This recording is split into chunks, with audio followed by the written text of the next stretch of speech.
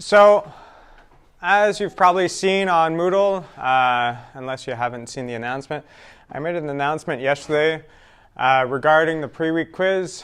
So some of you wrote me about the answer and thinking that there was something probably wrong. And I guess the way I thought about it when I initially created that question, it made sense to me to have a certain answer being the right answer. And I'll go through that in a second here.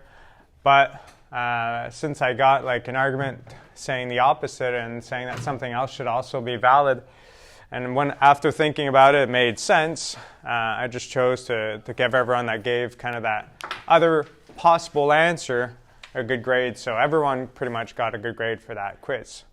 Okay?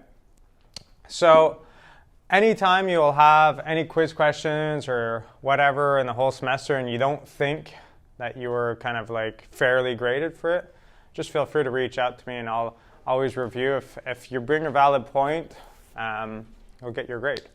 So that's just the way it's always going to be. So make sure you do it. Okay? So the whole idea here when we think about indifference curves, and I'll just jump into that and then I'll take your questions if there's any, is essentially we often talk about two different goods. And the two goods that we're looking at, we normally enjoy them. There could be indifference curves with things that we enjoy and things that we don't like pollution. It's not something that we look at in this class, but it can be seen in more advanced classes. But typically, it'll be two different things that you enjoy. So it could be like a certain beverage with a certain type of food at the restaurant. If you're shopping for clothing, it could be pants and shirts. If you're thinking about skiing, it could be like skis and ski boots, whatever. And it could be totally unrelated. The big thing here with economics is often we'll look at a two goods framework. And the reason why we look at only two goods at a time is only because it makes things simple. We could see and visualize it graphically. But in reality, you could kind of just think about it as this is shirts. And on this axis here, it's all other goods. You know, you could see it that way, like all other goods. So you have this trade-off between shirts and all other goods. If you think about all your income that you have, well, if you devote all your income to shirts, you could buy a certain quantity, but you're not buying anything else. And if you devote all your income on any other good out there and you have no more money to buy shirts, well, you're kind of limited there as well. So always kind of see it that way, that you could always analyze things with only two goods, and you could still extrapolate like any kind of relationship that you have as if there is plenty of goods out there. There's still like substitution effects, income effects, and other things like that can happen that are discussed at a more advanced level than this level. But at the end of the day, there's this trade-off between two things or one thing and everything else, pretty much.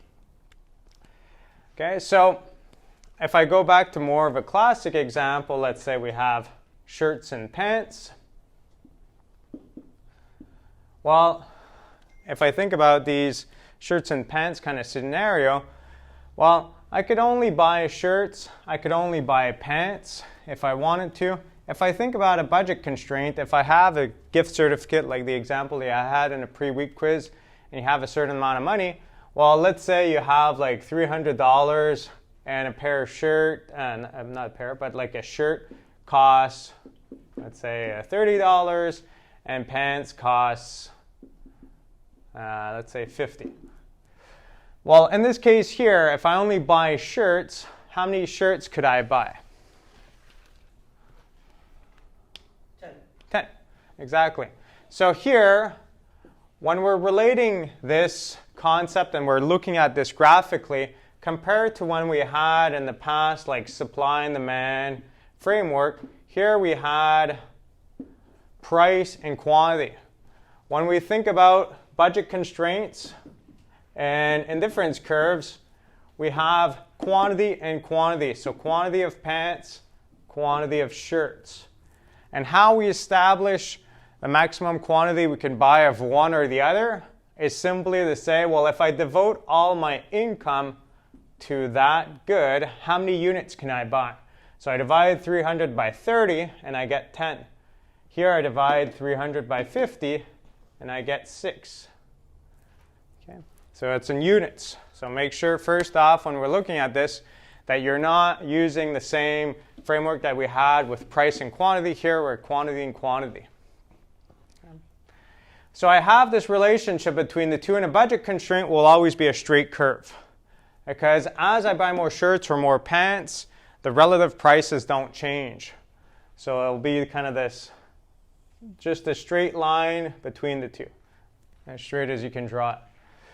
Because if I think about anything kind of midway, well, it could work. If I go and I look over here, here I have 5 shirts and 3 pairs of pants.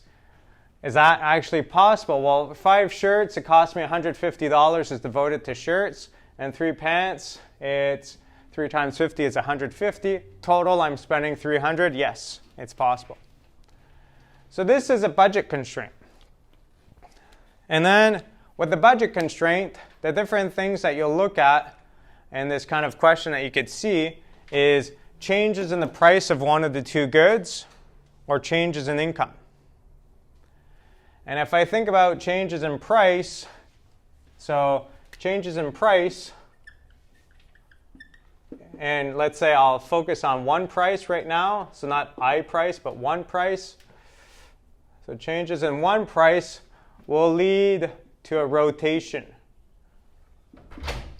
What I mean by rotation is, let's say over here, I have a situation where the price of shirts goes down to $20.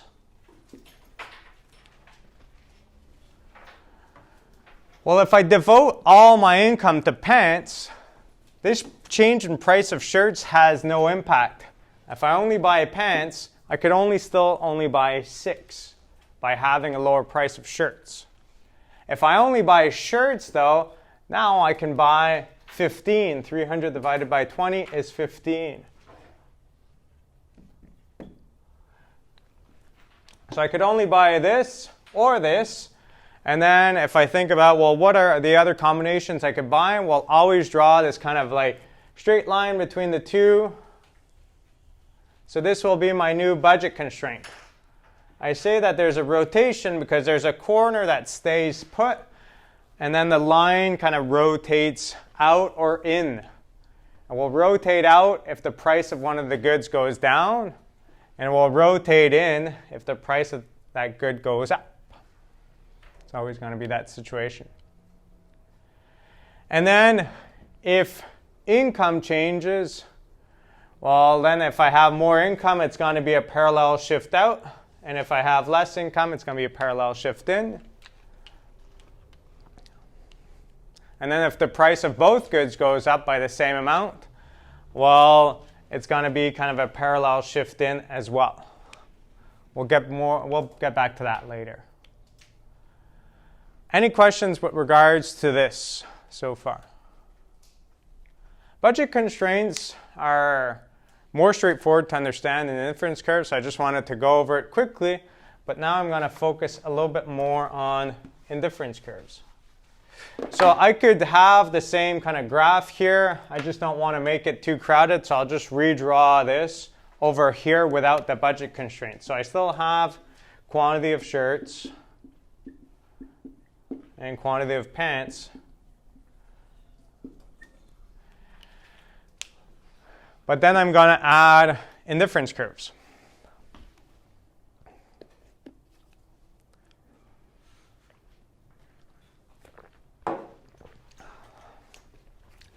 And indifference curves are exactly like the word says.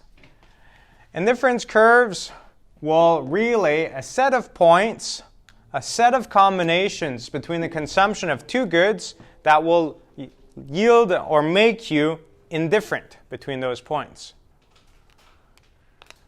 If you go to the store and they say like you can have 3 shirts or 2 pairs of pants, or I don't know, 2 shirts and 3 pairs of pants or whatever, and you're like, I don't really care, like I'm indifferent between those two situations, well, that would mean that you are on the same indifference curve for that combination. So it's any combination that yields a certain level of indifference. Okay? So anytime you go somewhere and you look at like different things you could buy, or your mom says you want this or this for your birthday, or this for Christmas, and you're like, I'm super happy to have either one or the other. Well, you're indifferent. If you're saying, I much prefer this, then you're not indifferent between these two options. There's one that's clearly preferred to the other. So it's combinations between these two things that represent indifference. And these will typically look something like this. And we'll talk about why it has this kind of shape. So let's talk about in what specific case it has a vertical, like it has a very linear shape. Okay. And this case here only happens when we're dealing with perfect substitutes. So if I think about perfect substitutes, it could be like gas from ESO and gas from Ultramar. If you give me 100 liters from Ultramar or 100 liters from ESO, or 50 of each, assuming that it's convenient to do so, like it's just someone's doing the mixture and either way you're pumping the same amount of time, the same amount of gasoline in your vehicle. Probably have a big vehicle if you have 100 liters, but you guys get the point. That situation that leads to indifference is basically you're saying that as long as I get 100 liters in total of this level of gasoline, like level of unleaded with a certain amount of octane and so on and so forth, equivalent gasoline, I don't really care what combination you give me. Well, those are perfect substitutes. In that specific situation, this would be an indifference curve. So I'll just write it as IC, just to make sure it's clear that we're not referring to a budget constraint compared to there. And we'll talk about optimal consumption with both of them later on.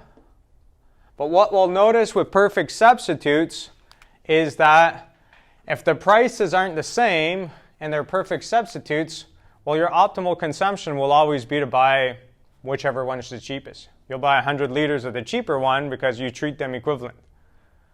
If they're the same price, well, then you don't care. But as soon as one, like let's say you used to buy at this gas station at this corner, and because it's always been the cheapest, and all of a sudden it's cheaper to go across the street, well, you'll just kind of flip and bring all your consumption there if you treat them as perfect substitutes.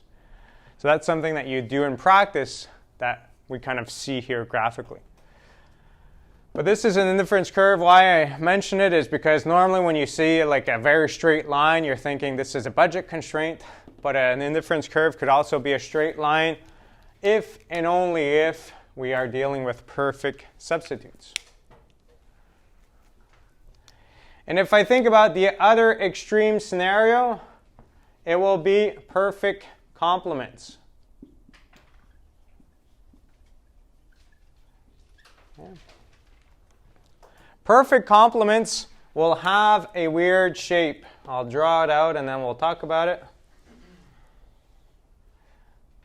So I'll just draw one for now. I've only drawn one of each so far. So let's say there's left shoes and right shoe.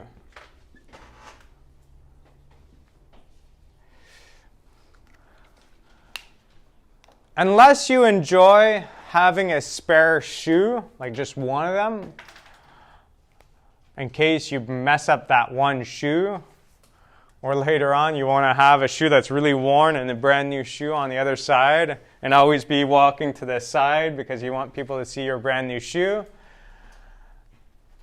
you're going to have a situation where having one of each shoes or having one left shoe and two right shoes lead to the same level of satisfaction. You don't have extra satisfaction or extra happiness of having 3, 4, 5, 6, 7 right shoes and only having one left shoe. Unless you only have one leg, like it's the kind of situation that you don't have more satisfaction.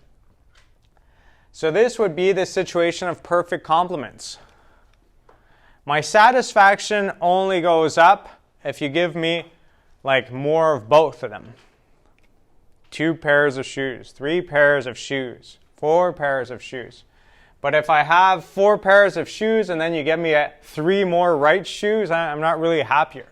Some people might be happier thinking, well, if I like destroy the right shoe really rapidly, I'll be able to swap out and have a spare. And some people might be unhappy thinking, well, this is terrible for the environment.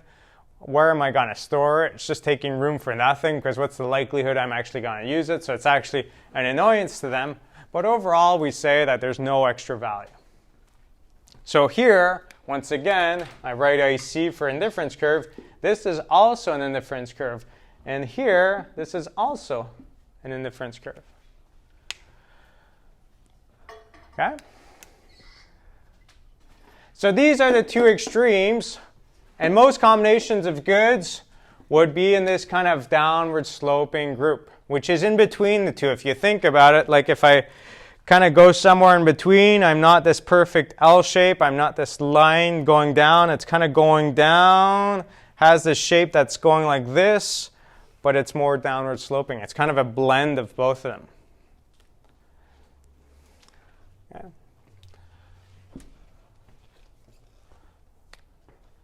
Any questions so far? So this is kind of what we're going on with here, indifference curves, downward sloping. And the reason why it normally has this shape and not this shape here is because we prefer a combo of different goods than just one plenty. Just having plenty of one.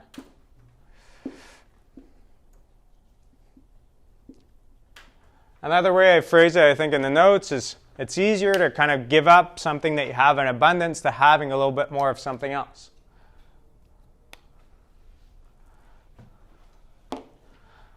Like, let's say you have, like, in this scenario, you start from a situation of 10 shirts and 0 pants. Well, unless you're remote working and all people are seeing is your screen and you're just wearing underwear and you don't have any value for pants, I think you'd be happier to having like 1 pair of pants and giving up a certain level of shirts just because you have so many variety of one of the 2 goods and very little of the other one. So we prefer to have a bit of everything. You think about anything you buy, you prefer to have a bit of everything. Like if you think about going to the restaurant and you could have like a bunch of beverages or a bunch of food. Like I don't think there's many people that just want to go to the restaurant and just kind of like drink and not eat supper all the time. You know, like it's not something that you'll do. And there's not people that will just kind of eat and not have anything, assuming that like water, even though you don't pay for it, is not included. Okay? Like people like to have a combination of the 2 things. When you think about just about anything else, you like to have a combo as well. Let's say you're like, I really love basketball. Well, I think you prefer having like a certain amount of basketballs, basketball shoes, and other basketball accessories, jerseys, whatever, than just having a ton of jerseys or a ton of basketballs and none of the other things. Like, we prefer a combination. So that's why it has this curved shape. Because if we were to draw kind of a straight line in between the 2 and go more towards here, well, we would say, well, here I have a lot of pants. Here I have a lot of shirts. Here, let's say here I have, just to give an example, I have 10 pairs of pants and like 1 shirt. Or here, 10 shirts and 1 pair of pants. If I were to draw a straight line in between, I'd be somewhere around like 5.5 or 5 of one and 6 of the other one. Well, if I were to ask you, what do you prefer? 10 pairs of pants and 1 shirt, 10 shirts and 1 pair of pants, or like 5 or 6 of each? Yeah, most people would say 5 or 6 of each. And that's the idea I was going for with that last quiz question, to saying if I were to give you 3 combinations, 2 had like only consuming one of the 2 goods, and 1 had a bit of both, people typically prefer that situation that you have a bit of both. So that's the kind of idea here that we're going for. But because he was able to answer quickly that he prefers this kind of intermediate point here, and most of you guys, if you were to think about it, you'd also answer this intermediate point, that you prefer to have a combo of both and having one extreme or the other. Well, this leads me to believe that here you're happier than here. You have like a smaller smile, a bigger smile at that spot. Like, I'm not trying to use emojis to get this class across, but like you could still get an idea of what's going on here. Because here I'm happier than here, any point along these lines versus this point there, you cannot be indifferent between the two if you have a clear preference. Like if you have a clear preferred combination, you are not indifferent. But if I say, do you want like, I don't know, 2 pounds of wings and this amount of beer, or this amount of beer and this amount of wings, and you say, I don't really care, well, then you have a point of indifference. So it could be somewhere over here and somewhere over here, like maybe 6 shirts, 4 pants, or 6 pants and 4 shirts. And you're like, I'm indifferent between those 2. Well, in that situation, yes, it makes sense for you to be on that line, because if it's hard for you to make a decision, you kind of value them equally, you have the same level of satisfaction. So see these indifference curve as portraying different combinations that yield the same level of satisfaction. This point here yields a higher satisfaction, so I'd have this on a higher indifference curve. And then if I keep going up to another bundle that's like in the middle over here, I'll have an even higher satisfaction level. And if I go down, like over here, well, now I'm kind of like indifferent, and over here, like I'm still consuming, but I'm not as happy. So we have this situation, and then another axiom of this says that like more is better. So if I compare 1 of each to 2 of each to 3 of each and so on, the more I go up, further away from the origin. When I say the origin, it's always this point where the x and the y-axis intersect.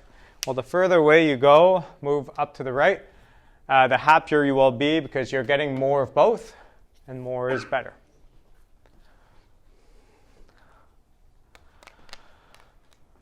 In the textbook, I believe there's a question in the assigned questions I have you guys do that kind of goes over like this example, that giving like different combinations and saying you're indifferent between these.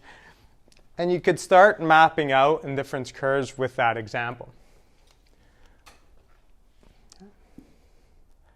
So the first 2 kind of axioms, let's say, of indifference curves is you prefer a combo, more is better. And then the other things that you have to keep in mind with indifference curves, if ever you're asked to draw it out on a final exam, the common mistake I see of people drawing indifference curves is to draw them like this. And this is wrong for this reason, for this area over here and this area over here.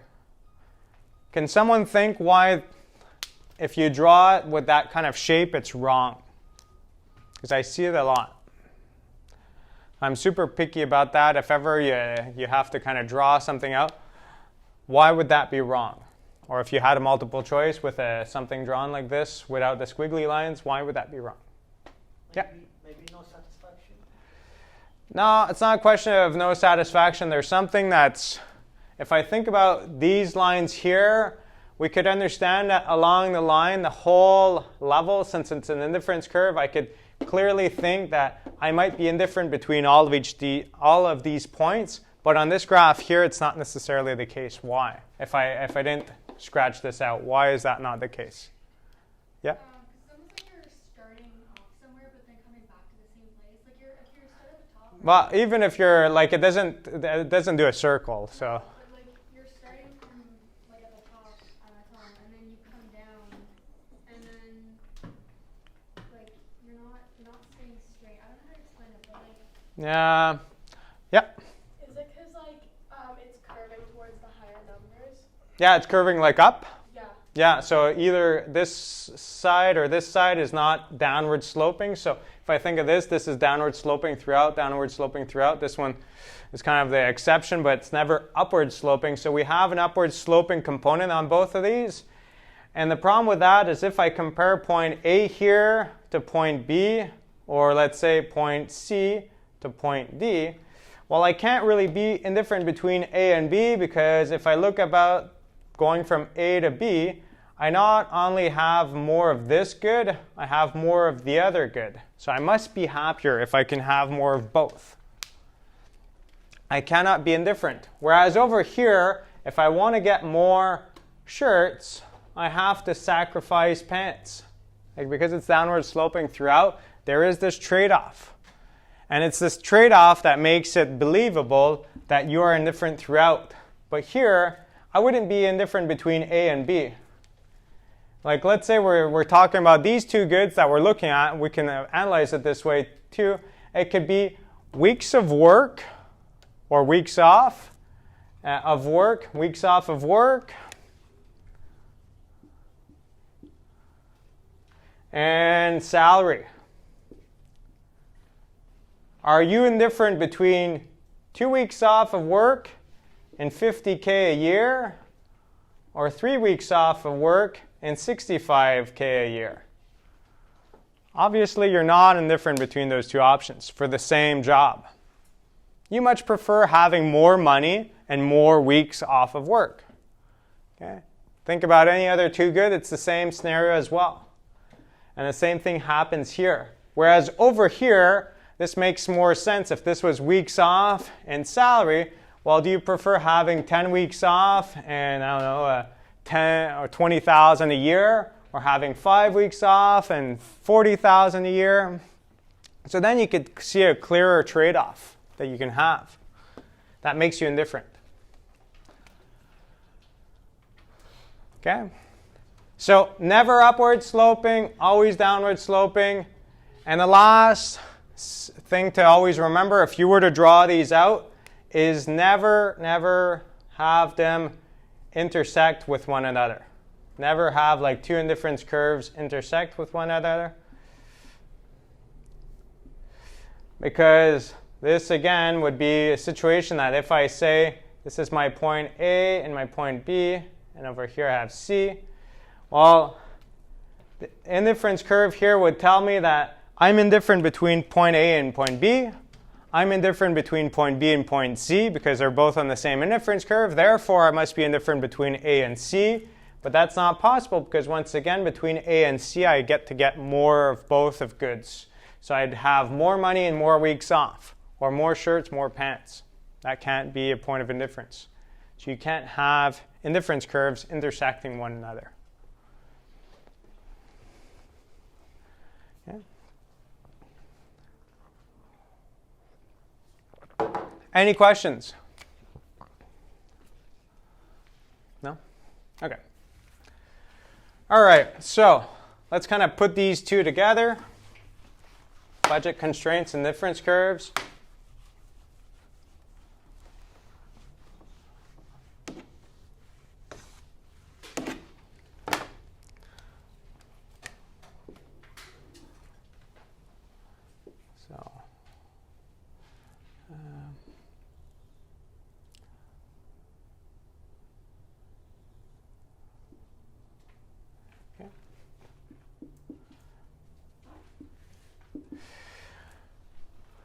So your optimal consumption will always be a point of tangency between the two curves. Okay. Point of tangency, if you're not familiar with that word, point of tangency is when both curves just kind of touch. if I were to look at this indifference curve over here, well, if I think about, let's say, call this point B and C, and over here I have A, well, I cannot say that that second indifference curve, the red one, has a tangency point with the budget constraint because B and C are crossing. Like we're like to the left and to the right of the line, we're kind of going across the budget constraint. Whereas point A, we're just kind of like this rock that you're throwing on the lake, and it's just kind of skipping off the surface and going off again. It's that point of tangency. It just kind of touches and goes away. That's that point of tangency, is where we will have our optimal consumption bundle. And why is A better than B and C? Because they're all three of those situations are situations that we are spending all of our budget. So we're not wasting resources. We're not using a gift certificate of $100 and only getting $50 worth of goods and then the rest expires. We're actually using all of it in both of these instances. Well, the reason why we prefer A to B and C is because we are on an indifference curve further to the right, further from the origin. Once again, if I think about my emojis here, well, here I'm kind of semi-happy, but over here I'm much more happy because I'm further away. And if I think about why am I happier with A than B and C, well, it's because A gives me a better combination of both goods, whereas B and C gives me more like a lot of one good and very few of the other good. And we prefer to have a combination of both goods. So once again, if you're thinking about your job prospects, well, if you have a job that gives you like $100,000 a year, but you only have 2 days off, or one that gives you like 10 weeks off a year, but you only make $10,000, you probably prefer something in the middle. Something that you won't actually, unless you want to just do it for a year and you want to make a lot of money, well, if you're thinking about doing this for the rest of your lifetime, you probably prefer something that has more than just 2 days off of work. So you'll prefer something in the middle where you might get like 50, 60,000 and like 4 or 5 weeks off work. Well, you prefer that optimal consumption. If you think about like beers and wings or any other combination of goods, once again, you prefer to have a combination. Okay. Everyone understand this idea of point of tangency and why that's the optimal consumption? Okay, so moving from here, I'll just kind of redraw this really rapidly, just so that we have only one curve.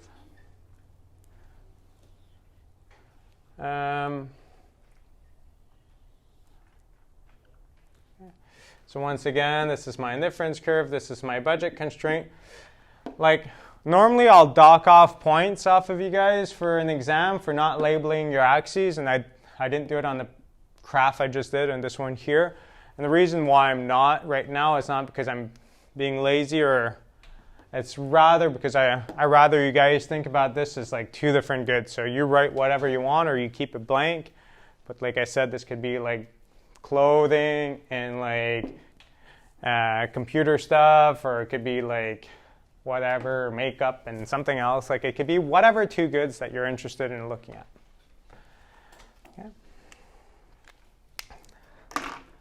Okay.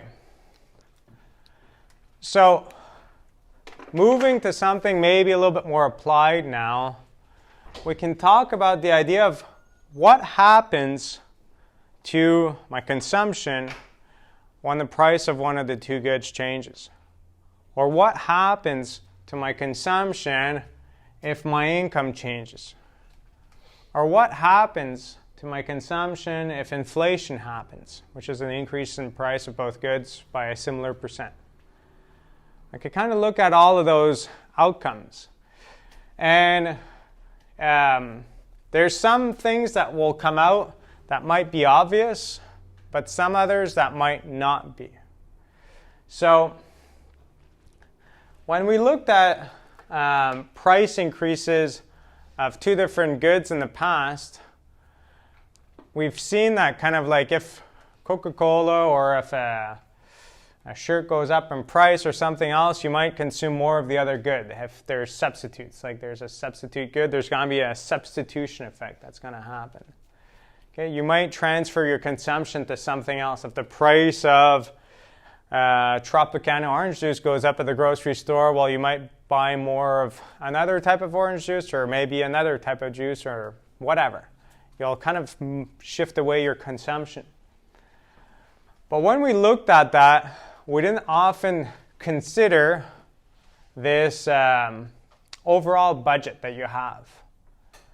We're not saying that your budget is limitless, but we don't factor that in. Whereas here it does a better analysis on that. So what I mean here is, let's say we have two different goods. So we have, I don't know, beef and juice. Because those are the two things that you buy when you go to the grocery stores. The only two things you buy. Well, if the price of juice goes up, think for a second here, what would happen to these curves? Which one would move and how? So for any of these stories that happen, if I don't talk about a change in taste or preferences, the indifference curve has no reason for changing. Okay? If you prefer, I don't know, green shirts to blue shirts, unless that preference changes, the indifference curves don't change. If you prefer beef to juice or whatever, you have this certain relationship that yields a certain level of happiness.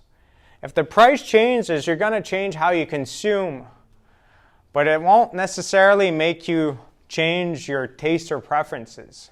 If someone were to give you those goods, that trade-off that you had before is still the same.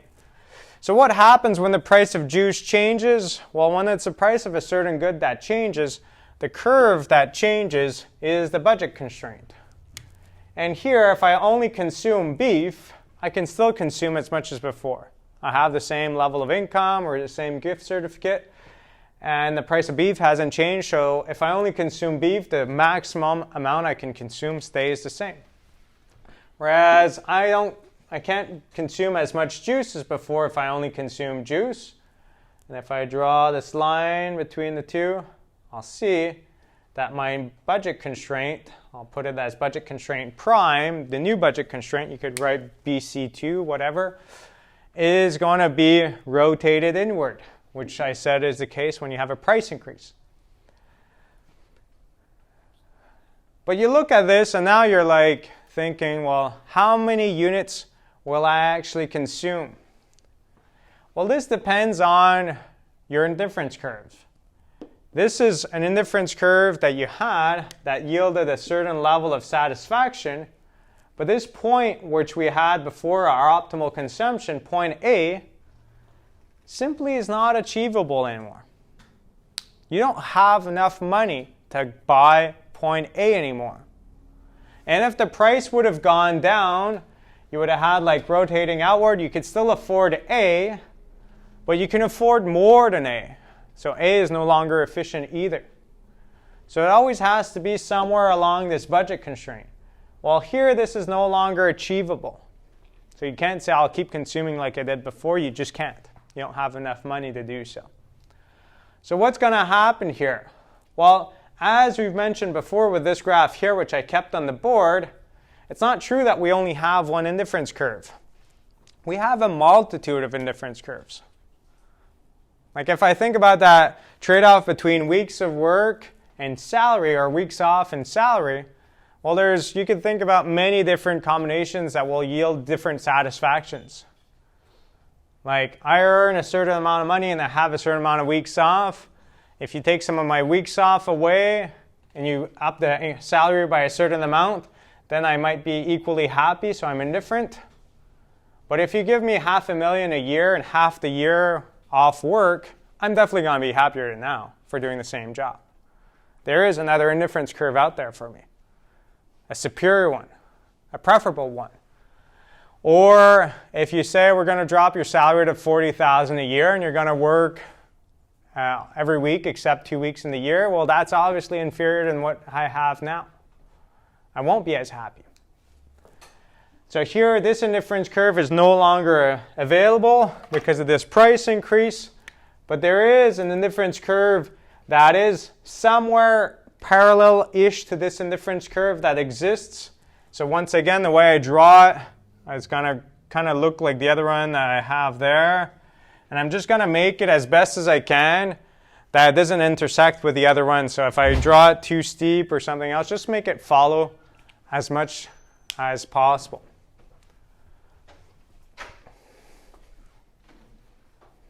Okay. So here I've moved to point B over here. But I'll give you two other graphs, just to kind of get the point across. So I'm drawing the same, I should have put it in green, but like the same initial scenario as I had, as this one over here. But I'll just draw the new indifference curve a little bit different. So this is my point A again. This is my point A again. So I'm trying to do these as similar as possible. All of these have rotation inwards due to an increase in the price of juice. Okay.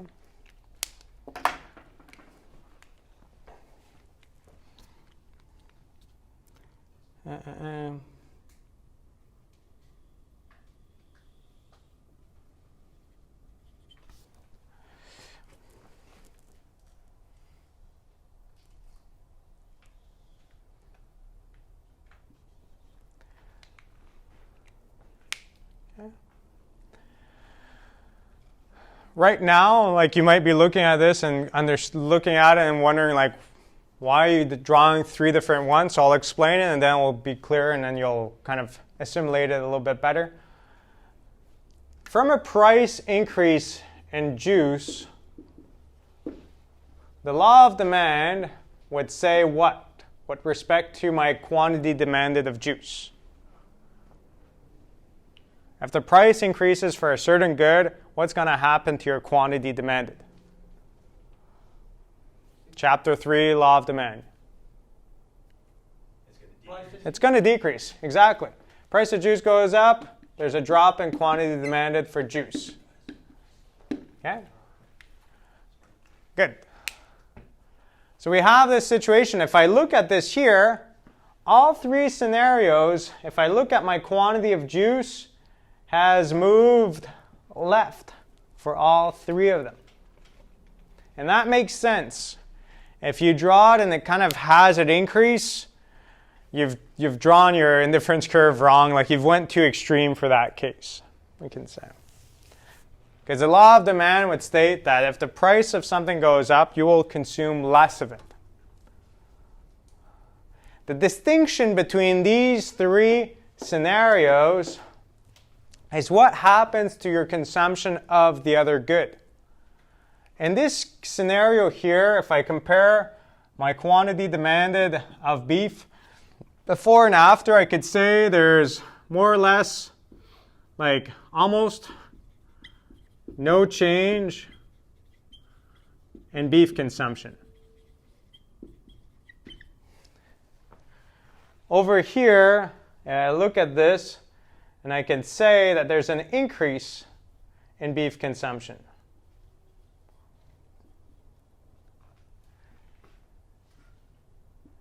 And over here, I have a decrease in beef consumption.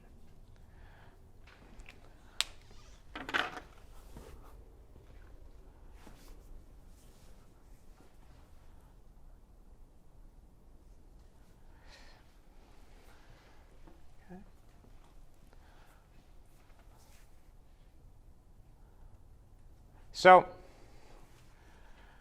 like this is very kind of drawn out, very kind of abstract. So let's try to kind of make sense of this and why it could be important for you to keep this in mind and see what's going to happen there.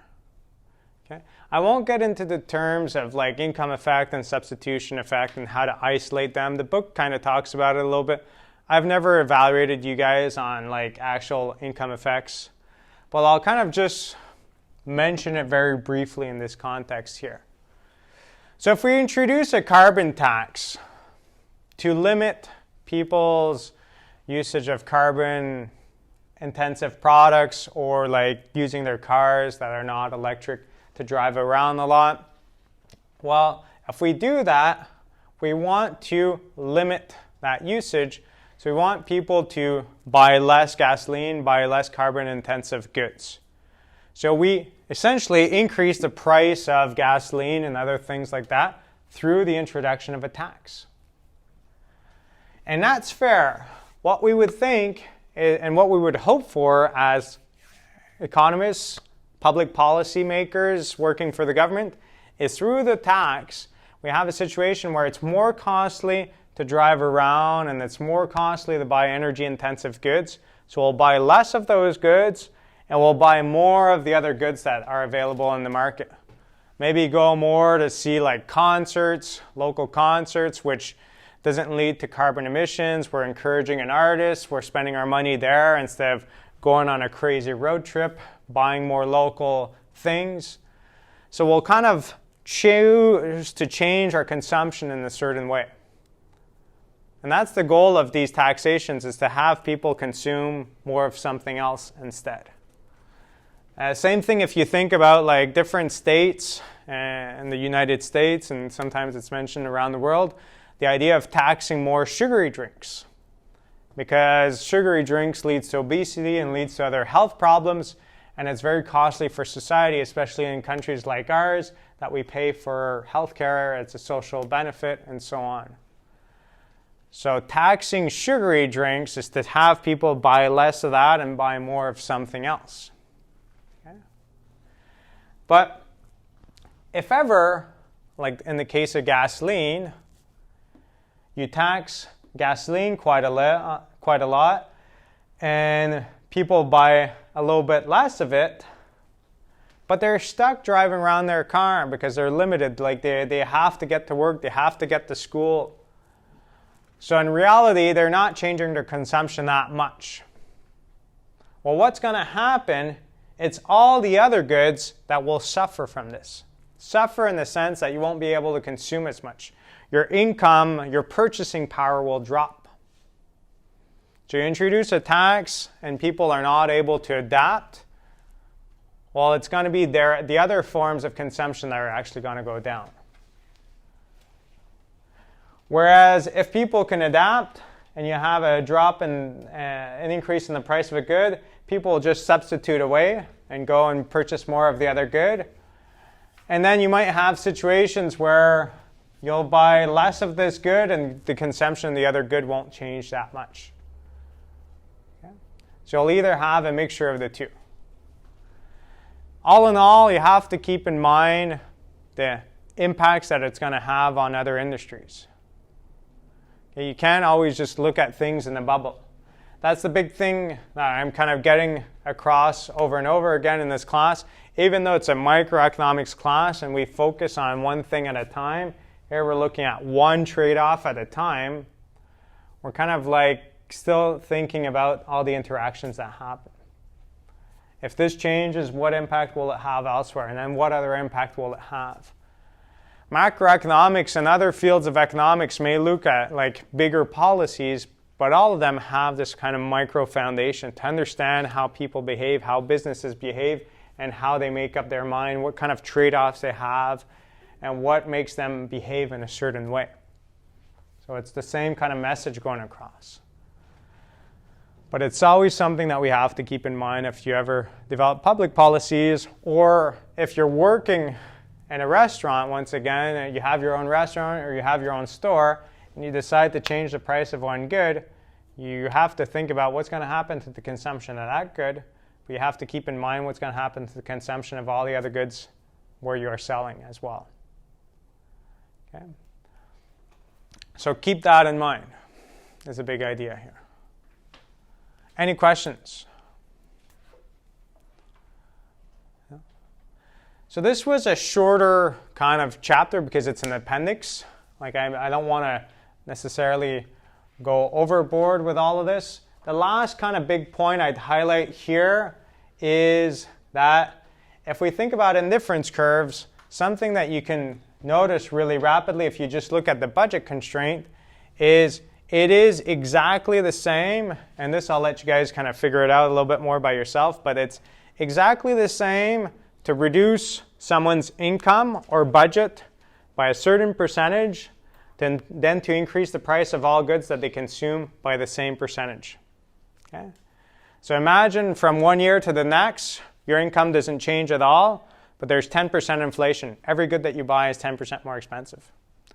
It's going to lead to the same overall impact as if you had a 10% drop in salary and the prices didn't change for the goods. If you analyze it and you look at it, if I have, like let's say in this situation here, every good goes up by 10%, you will notice how much less you can consume of each. So you'll have the same kind of reduction, so you'll have a parallel shift. But if I were to reduce your income by 10%, you would have the same overall impact. Okay? So just keep that in mind that an inflation with no change in salary is the same thing as a drop in salary and no change in prices. And having 2% inflation with a 2% rise in salary pretty much just cancels itself out. So if I think about my budget constraint from one year to the next, if my salary is always following inflation and the price of all the goods I consume follow inflation as well, well, how much I can consume of all the goods out there doesn't change. If I only consume shirts, only pants, only juice, only beef, that trade-off is always the same. But if there's only inflation or inflation is higher than your income change or other things like that, then you have to consider what's happening there. What's happening to your budget? What's happening to your purchasing potential? Okay. Any questions? Cool. All right, well, I'll let you guys go early today, and I'll see you guys next week.